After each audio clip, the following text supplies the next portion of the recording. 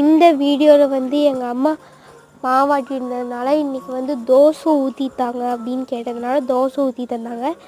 தோசைக்கு வந்து சைடிஷாக என்ன செஞ்சுருந்தாங்கன்னா சிக்கன் கிரேவி மாதிரி செஞ்சுருந்தாங்க. சிக்கன் வந்து கிரேவி மாதிரி செஞ்சால் நல்லாயிருக்கும்னு சொல்லிட்டு எங்கள் எல்லாத்துக்குமே வந்து சிக்கன் கிரேவி இதெல்லாம் ரொம்ப பிடிக்கும்னால சிக்கன் கிரேவி வந்து செஞ்சு தந்தாங்க. சிக்கன் கிரேவி வந்து ரொம்ப வந்து சூப்பராக இருந்துச்சு. சிக்கன் கிரேவி வந்து ரொம்ப சாஃப்டாகவும் வெந்து சூப்பராக இருந்துச்சு சாப்பிட.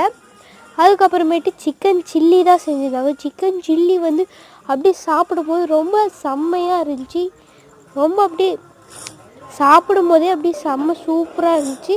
அதுக்கப்புறம் தோசையும் வந்து ரொம்ப மொருவலாக விட்டு எண்ணெய்லாம் ஊற்றி மொருன்னு இருந்துச்சு. எல்லாத்தையும் சாப்பிடும்போது ரொம்ப சூப்பராக இருந்துச்சு. நாளைக்கு வீடியோவில் பார்க்கலாம்.